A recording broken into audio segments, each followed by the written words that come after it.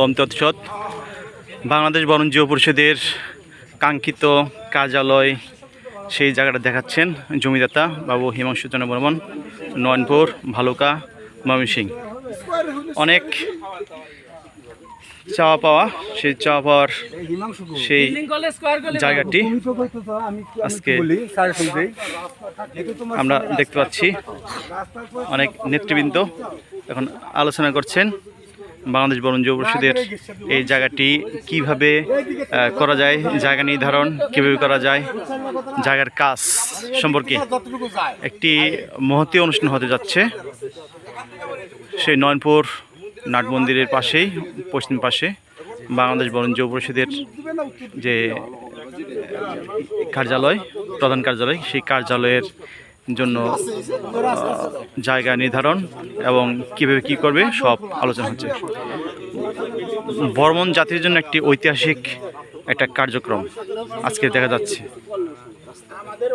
বর্মন জাতির জন্য অনেক নেতৃবৃন্দ, উপদেষ্টা নেতৃবৃন্দ, বিভিন্ন উপজেলা জেলার অনেকে আছেন এখানে, কথা বলছেন।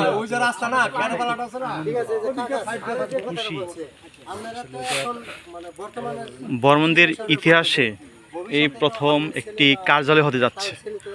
ঐতিহাসিক একটি দিন বলা যায় আমাদের এই সাংগঠনিক কার্যক্রমে। ভিউয়ার্স, আপনারা দেখছেন,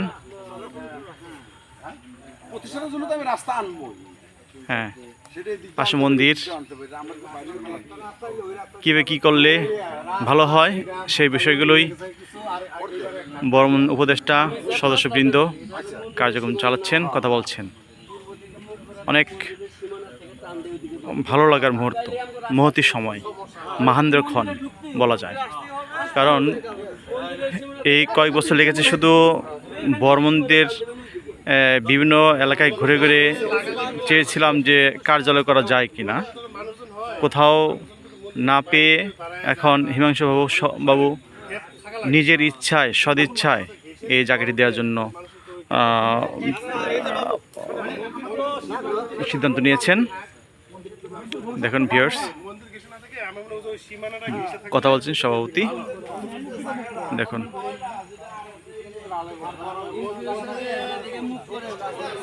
এই জায়গাটি নির্ধারণ করা হচ্ছে কারণ পাশে মন্দির, নাট মন্দির। এই নাট মন্দিরের পাশে যদি আমাদের বাংলাদেশ বন জীব পরিষদের কেন্দ্রীয় কার্যালয় হয় তাহলে সেটা সবচেয়ে চমৎকার একটি কার্যক্রম হবে। বর্মনদের ইতিহাসে এই বাংলাদেশ বন জীব পরিষদের কার্যালয় হতে যাচ্ছে মহেন্দ্রক্ষণে। ভগবান শ্রীকৃষ্ণের পরম কৃপায় আজকে সফলতার মুখ দেখতে যাচ্ছে বাংলাদেশ বন জীব পরিষদ এই মহতী উদ্যোগের মাধ্যমে। এই বাংলাদেশ বন জীব পরিষদের কার্যালয় হওয়ার মধ্য থেকে আমরা নীতি নির্ধারকদের সিদ্ধান্ত অনুসারে আবার ফিরে আসবো। সবাইকে ধন্যবাদ জানিয়ে শেষ করছি।